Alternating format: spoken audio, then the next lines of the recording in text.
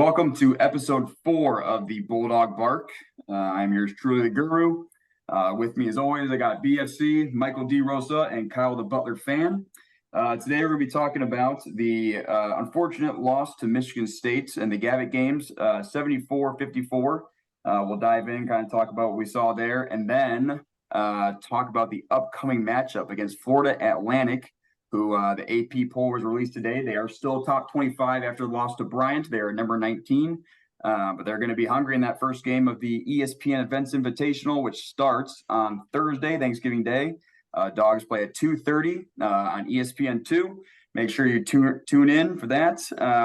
So, guys, let's start with MSU. So, obviously, I think we all wanted better results. Obviously, first big test for the Dogs. Didn't get the results we wanted. Let's start with BFC. What did you see in that game? Yeah, I think it was closer than the score. I think that was really kind of like a 12, 13-point game for the majority of it. MSU was in control basically the whole time once Posh went out with that kind of cheapy foul. But other than that, I just think they looked really tight, and they looked a little bit nervous. Which is understandable. A lot of these guys were coming from schools where they just didn't face that kind of hostile environment. I know most of the venom was going towards Pierre for whatever reason. But DJ and some of these guys that came from, smaller schools, they just hadn't faced that kind of environment before. And I think it showed, especially there in the first half. They missed a couple bunnies, maybe some blow-bys on defense, but yeah, I don't think it was as end of the world as some people were kind of saying. I know the team was catching a lot of flack just with how excited we were after the first couple games, but I don't think they looked overmatched for the majority of it. And Telfort's a Power 5 player. I was really encouraged by him. Especially knocking down threes after struggling with a shot. First couple games, Posh carried us really in that first half when we were keeping it close, but I'm not giving up yet. It was definitely discouraging, wanted better, but it's not the end of the world. Kyle, how about you, man? Yeah. So as far as the players go, I think that we knew this would happen. We've been playing a lot of players. Playing a big rotation. DJ Davis maybe didn't have the best game, and Pierre was a little jumpy as far as you can understand, you're playing against the team, you saw a little bit of hostility there, whether it's from them to him to them. We don't know the full story there, whatever. The point is emotions were clearly running high for him. I don't blame him for that. And he was a little jumpy. I'm not worried about Pierre and DJ against that kind of competition. I think they have the talent. I do think we saw a bit of a separation from the talent in the starting lineup to the talent in the bench. I do. I think that we looked a lot better when Posh was in the game. I think we looked a lot better when Jamil was in the game, frankly, when Pierre was in the game and Jalen Thomas was in the game. And then some of those guys came off the bench that have looked really good against these lower competitions. And I think that indicates that they can be good. But against the hostility and against the increased competition, we saw some of the guys that come off the bench struggle a little bit. And that's something that I suppose we should have expected, but I really noticed the drop off between our starters and the bench in that game.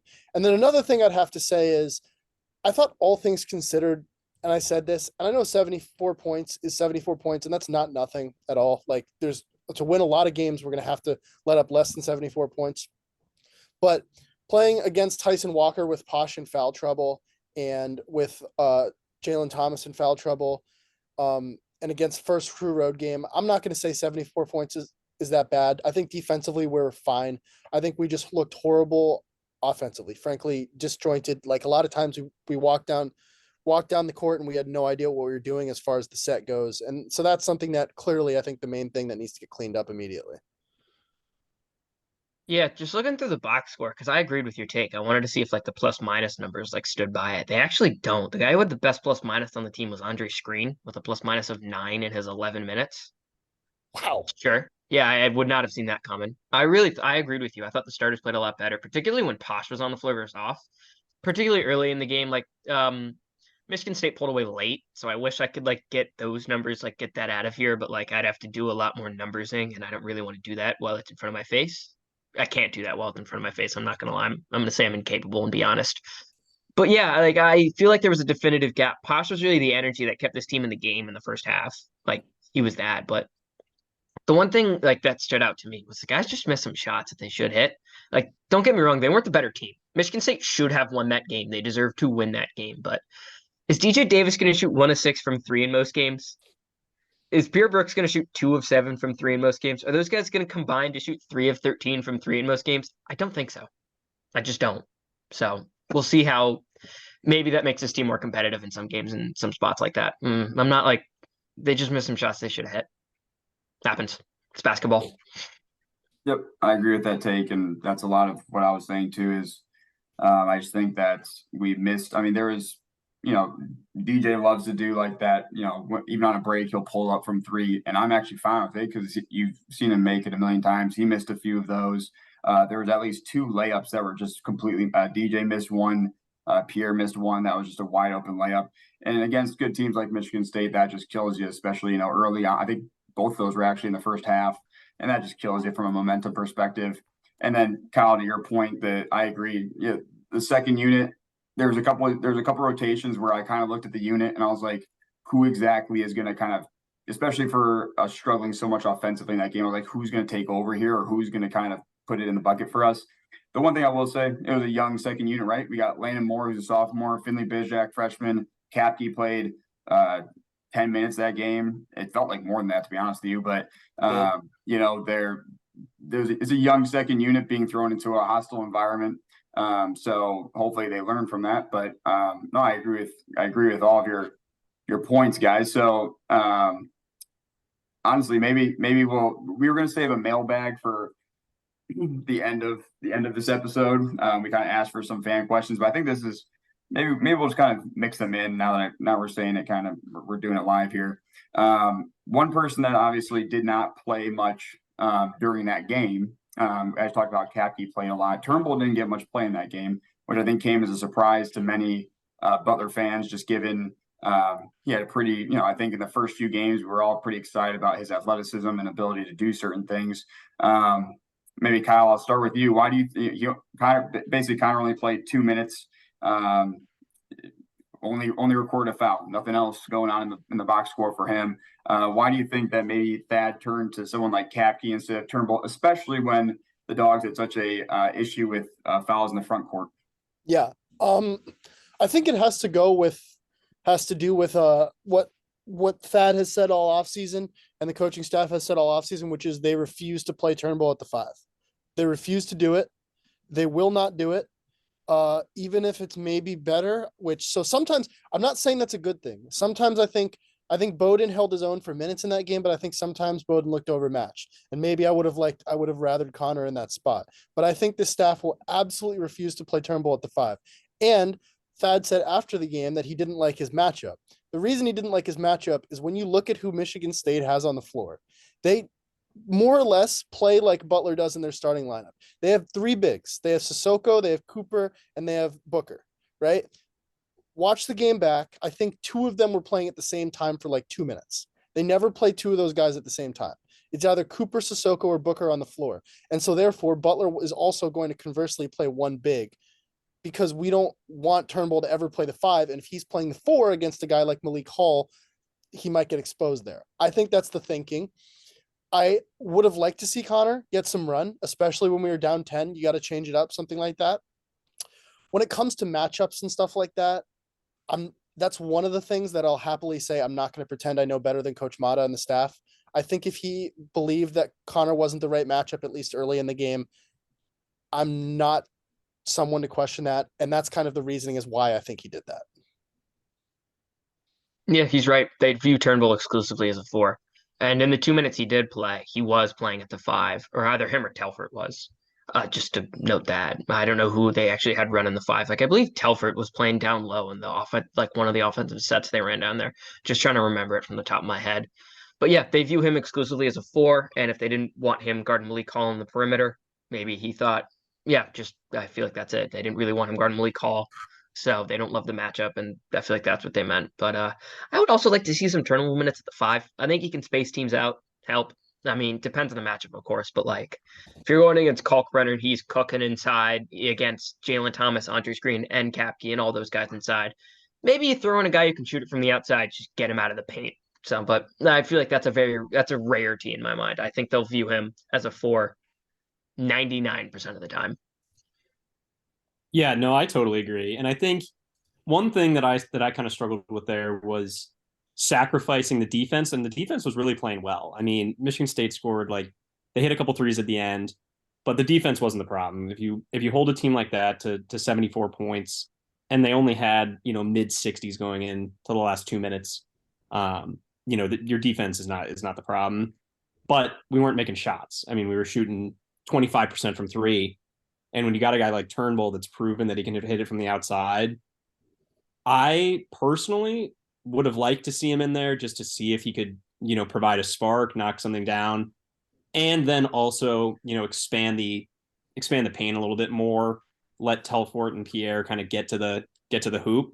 We weren't getting many calls down there, didn't shoot that many free throws, but, you know, give them a little bit more of a chance to attack. But yeah, with Mata, I totally understand his reasoning and not wanting to sacrifice on the defensive end, especially with a team that's as dynamic as Michigan State. I mean, that could have gotten out of hand pretty quickly if the defense started to falter. I agree, but I will say this, and I don't know if you guys agree or not, but I felt like obviously Tyson Walker was cooking, right? And I think, Michael, you pointed out, I mean, anyone knew this. Like, if Tyson Walker got going, we were in trouble. Like, that was pretty much the game. Like, you had to shut down Tyson Walker. And yeah, Cooper got like some rebounds and stuff, but it wasn't like they were like dominating us down low. I didn't feel like, right? So I know you're saying like sacrifice defense, but I felt like the perimeter, you know, guarding their guards and stuff and hedging a lot, which again, that's why I kind of wish Jalen Thomas, I don't know if they're nursing his foot. He only got 16 minutes. I know he had foul trouble, but to me, he just, if I was part of media, I'd probably ask him out of, hey, you sat Jalen early in the second. Why did he sit it for so long? But I don't know. I honestly, I agree with all your guys' points, like matchups, all that stuff. And we already knew that Turnbull was kind of in this weird 4 position where he's great offensively. Can he stick with the 4, right? Because they're maybe a little shiftier than he is. But we needed offense so bad in that game. I think it was worth running some extended minutes with him to see if you could have generated something. I mean, 6'10" and could shoot. You have to, I feel like we had to try that. And I was just surprised.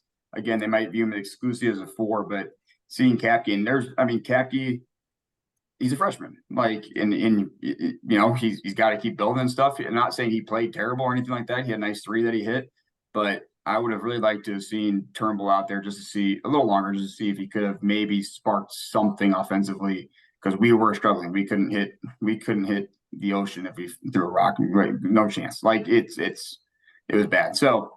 No, I agree with all your guys' points. I think hopefully we see a little more Turnbull in the future with different matchups. Do you guys have anything else you guys want to add to the Michigan State game, or we might start moving towards our first round matchup with the Florida Atlantic Owls? I'm down to move on. You're down Hit to some move shots. on, right? Just hit some shots. Let's do it. Here we go. So, all right. So next up for the Dogs. So we've mentioned this stretch of games a million times on previous podcasts and everything. You know, we already got the loss to Michigan State. That's all right. That's probably the one game where I looked at this streak and I said, that's going to be a tough win. Next up is FAU. They were a top 10 team. They just lost to Bryant, of all teams. Who was his name? Who was the St. Peter's guy? Doug Eddard. Yeah, he doesn't play. There you go, baby. He does not play for Bryant. Doug, he didn't play. He doesn't play. He scores like 3 points a game for them. Oh, I thought you said maybe like, oh yeah, he still plays, but he still plays for them. Yeah.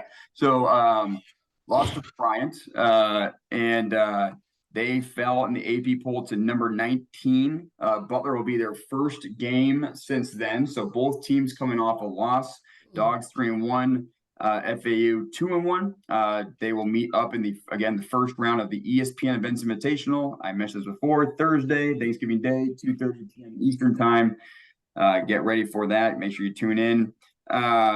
So, boys, what are we feeling about?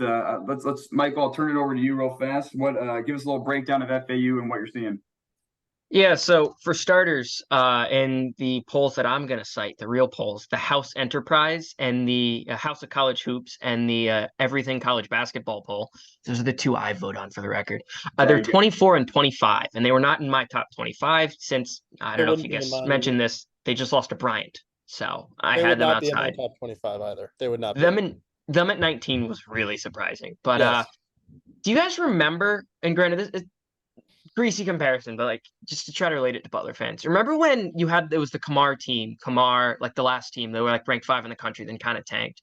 When they went on that little losing stretch, when Aaron Thompson was out and like wasn't playing 100%, if you guys remember that, Mhm. that's kind of what this FAU team is like without Elijah Martin. He's playing, but like he's very clearly not 100%. No. He was their second leading returning scorer, but like he just kind of makes everything go for them. Like he's really a help to them. And without him at full strength, because he looks a lot like just a little slower, not getting the same light energy in his jump shot and everything.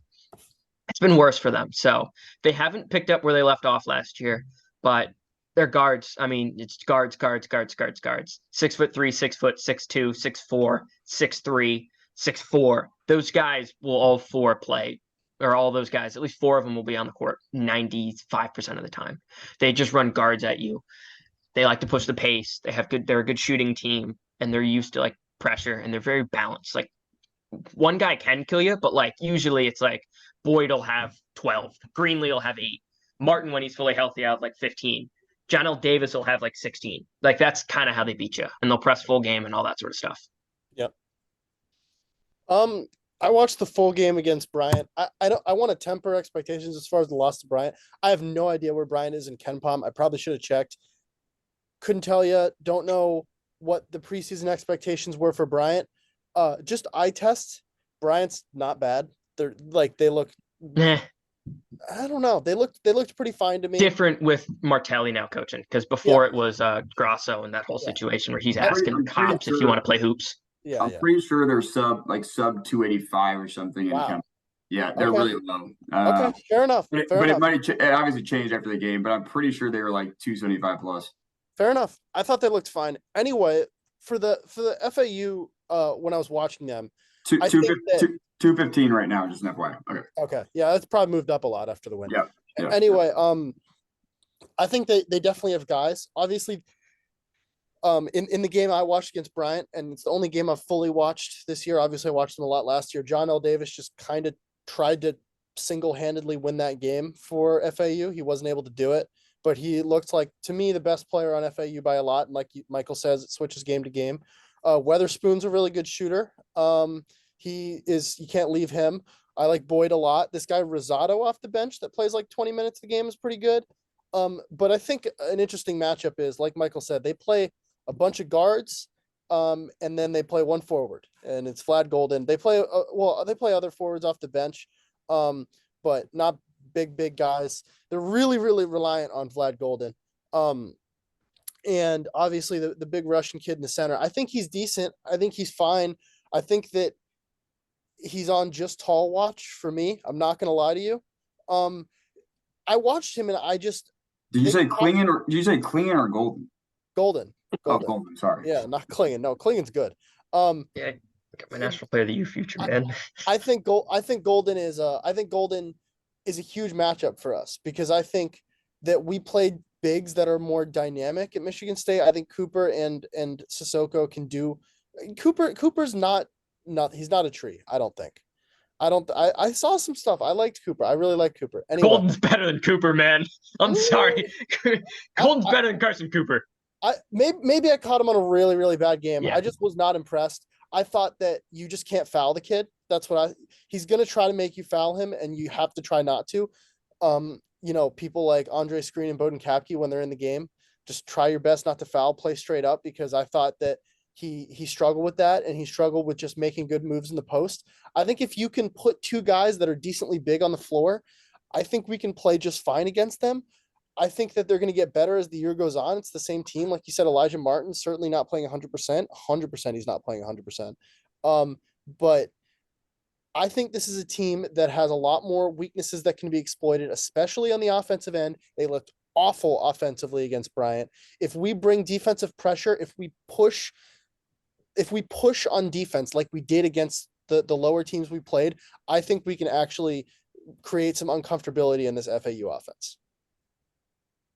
Yeah, no, I totally agree because Florida Atlantic's such a weird team because if Memphis knows how to inbound the ball, they're not a preseason top 25. They don't. They go on that run to the Final Four, and they enter the season number 10, which I think was just a massive overreaction. They're a good team, but I think this is just a really good spot for Butler. I think going and playing Michigan State is just a far bigger test than this game, kind of on a neutral site. I know it's in Florida, but I think we match up honestly pretty well. I think the wings are going to be the massive advantage for us. Pierre and Jamil, I think they're going to be pretty much be able to get whatever they want. They just need to be smart with it. I think Pierre, I would have let him shot 30 times, especially with how that crowd is reacting to him. He'll be more reserved and kind of more with the offense in this game. But I think it's a really good spot where you have a team that still has kind of the national respect, still in the top 25, but has a lot of holes, and I think has more respect built off their run last year than necessarily what they've done this year, because I know they killed Eastern Michigan. Congratulations. So does everyone. And they played a Loyola team that I just don't think is very good at all. So they haven't really had too much of a challenge yet. Butler will be the best team that they've played. I know Bryant beat them, but Butler will be the best team that they've played so far. Yes. Yep. And for us, Michigan State's better than Florida Atlantic, in my opinion. So I think that's always an advantage if they're going to have their biggest test and we're not. So I hope that we can just kind of settle into the offense and improve some of that stuff. Yeah, DJ's not going to go 1 for 6 again. That's just not who he is as a player. And I saw some people online saying like, these guys from the lower conferences came in, but you look at DJ Davis's stats, and it's not like he was cowering against Oregon and these big defense. San Diego State, he was having his best games against Power 5 competition. He was just a little off, and that happens especially with shooters. But I'm looking forward to it. I think this is a really good spot for us. I actually think that's a really good point. You said I want to highlight that we've seen a team better than them already, and they haven't seen a team as good as us. I think that's a serious factor, because Michigan State, when they played us, they'd already seen arguably 2 teams that are better than Butler is. So I think that's a serious factor there. Yeah, and then just to highlight a couple of things that you guys brought up. So I know you guys said Elijah Martin's just not himself right now. For instance, I was looking up a few stats, right? So him and Davis are both shooting 25% from 3. Not trying to jinx this again, because Michigan State was terrible from 3, then finally hit some against us. But Davis shot 35% last year. He's currently shooting at a 25% clip this year. Martin shot at a 37% clip from 3-point last year. He's now shooting also 25% between the two, obviously average 25%. So they're not hitting at their usual clip.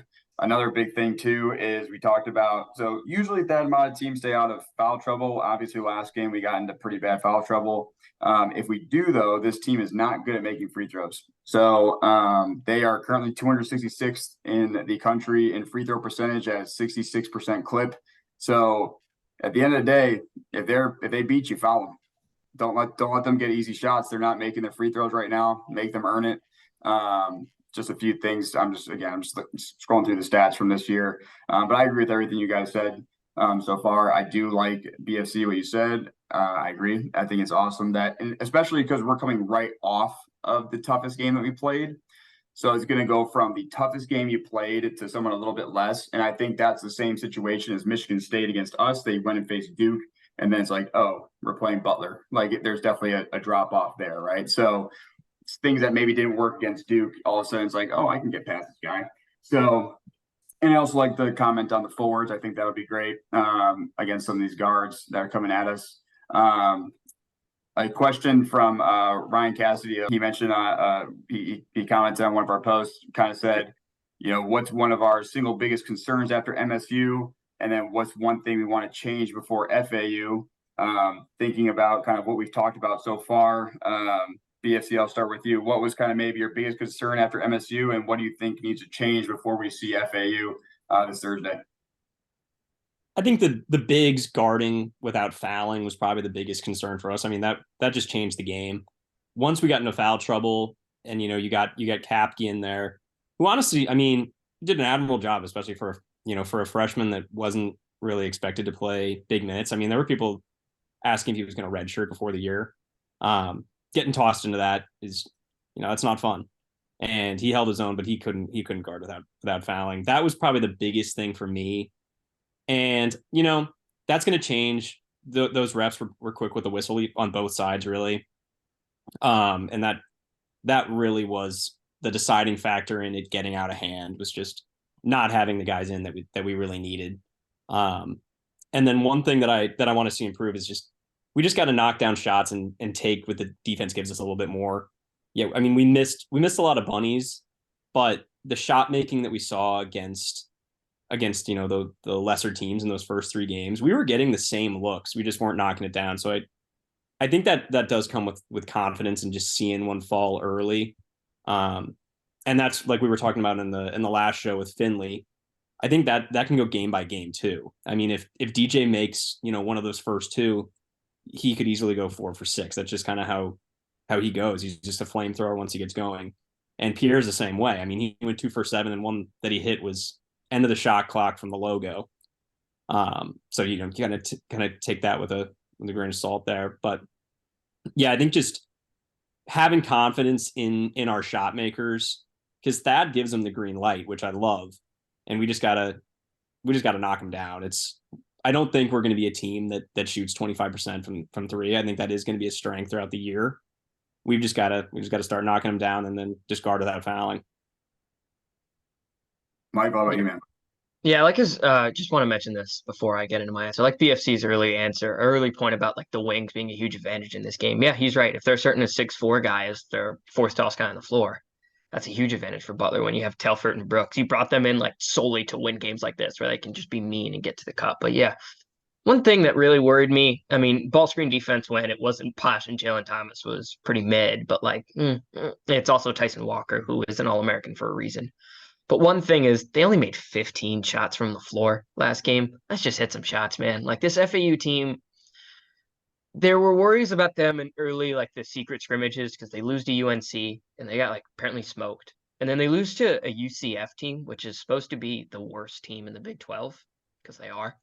So like they're not at full strength yet. This is the perfect time to play FAU. But yeah, I'm just worried. Hopefully they can make shots. Like just get to the cup, make easy layups, kickouts, hit some threes. Make sure your pressure works against guards who are really, all things considered, really used to that style.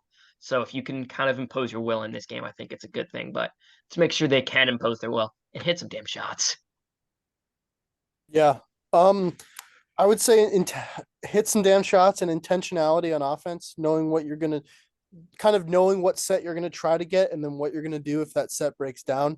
I think something that when a set didn't work at Michigan State, everything went off the rails a little bit on offense.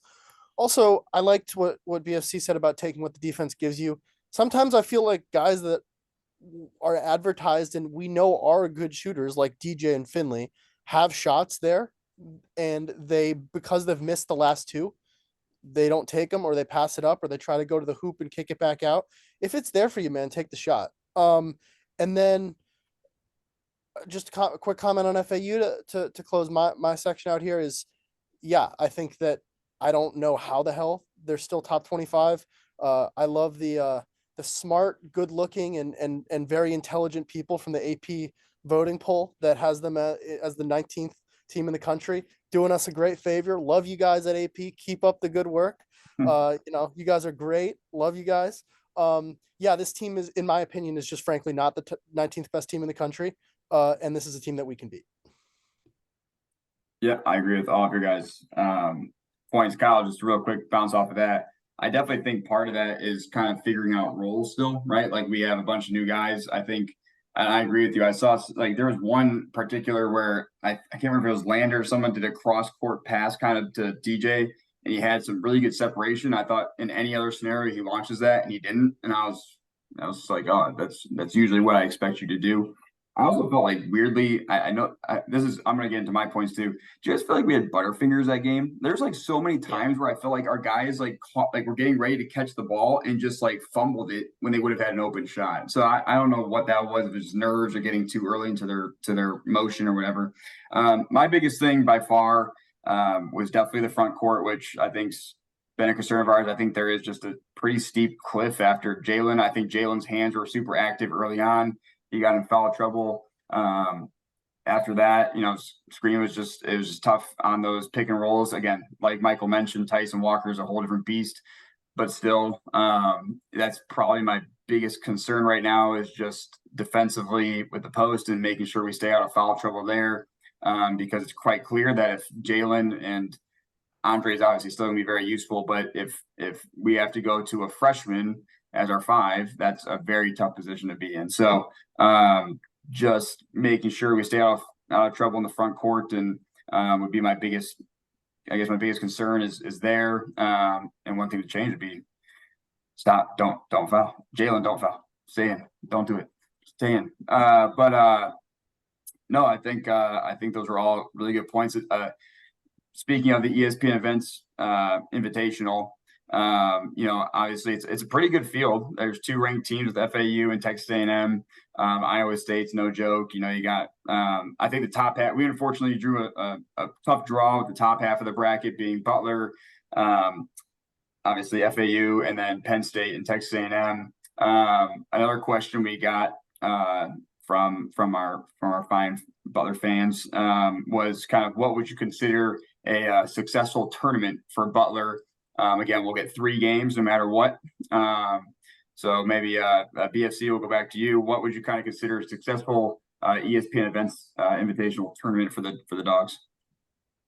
Yeah, I think 2-1 has got to be kind of the floor that we look at, and that's just because I know Florida Atlantic is they're a good team despite kind of what we were saying. I do think it's a good matchup, but even if they fall in that game, they most likely get Penn State, and I just don't think Penn State's that good. I think they match up well against them too. And then I see Michael fuming right now that you said that. I'm just not. I'm kidding. I'm just not. I'm kidding. I know Michael's higher on Penn State than others. That's what he said. I know. So keep going.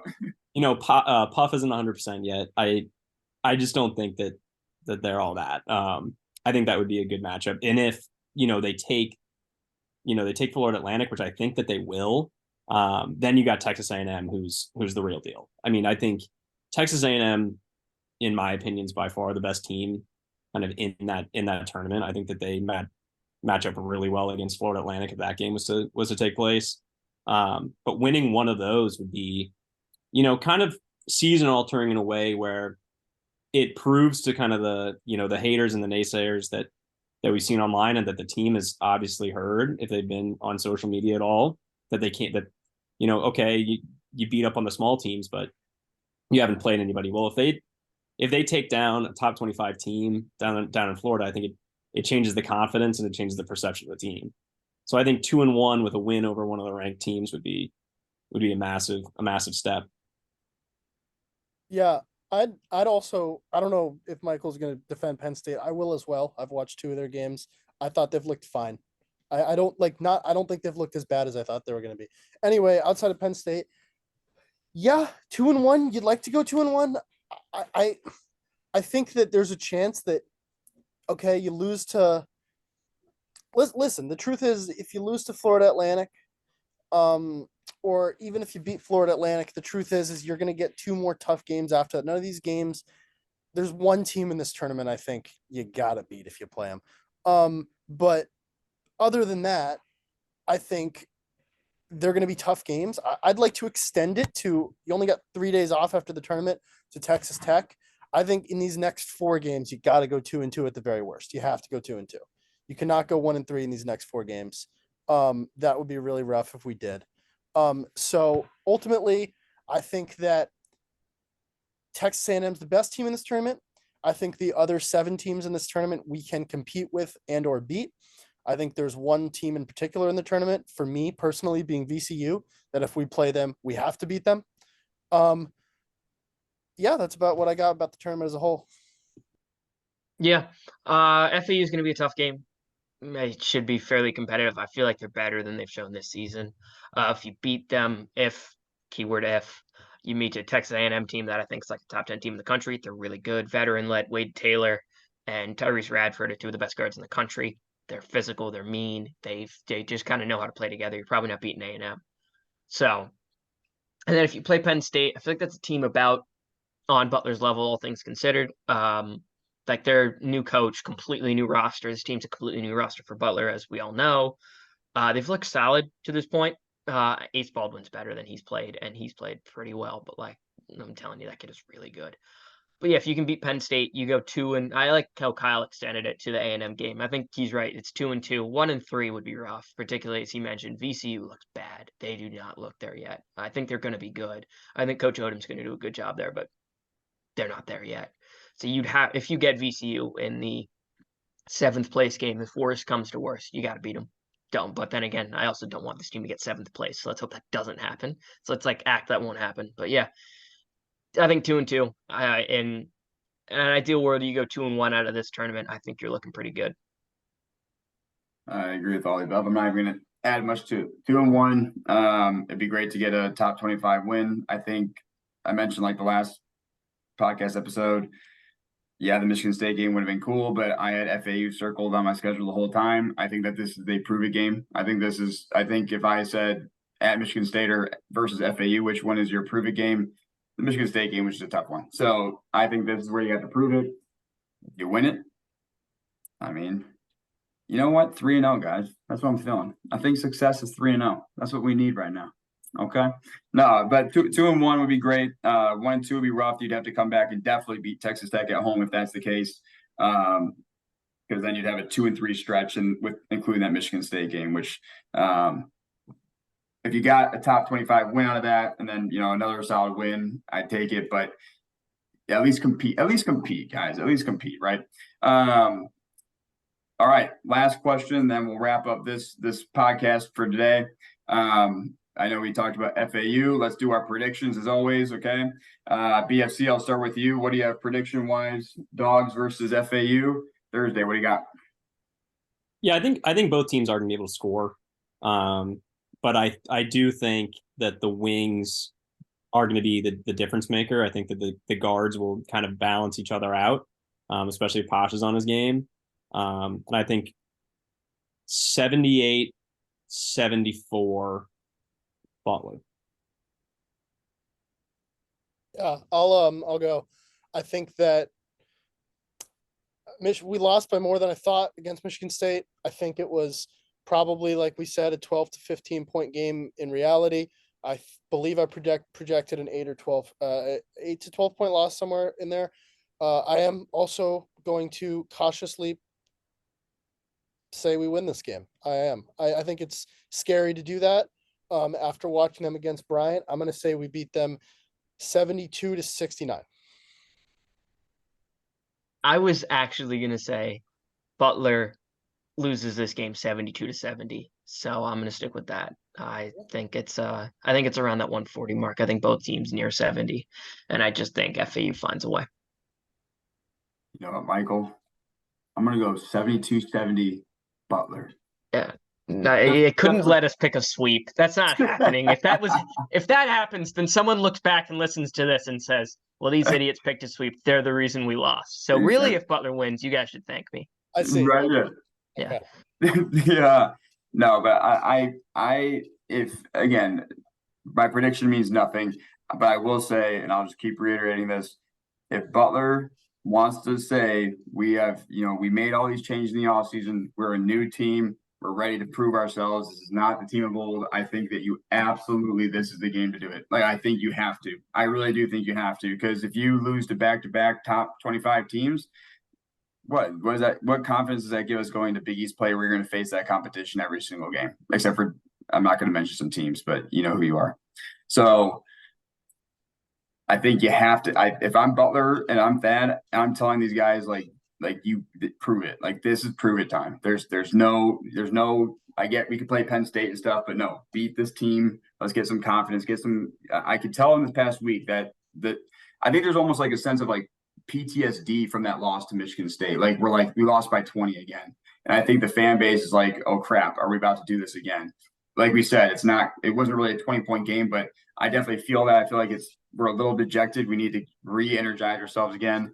So prove it, guys. Let's prove it, dogs. Do it this game. Shoot better. I think if we shoot better, we'll be all right. So guys, that's really all we got for today. So appreciate everyone still listening for right now.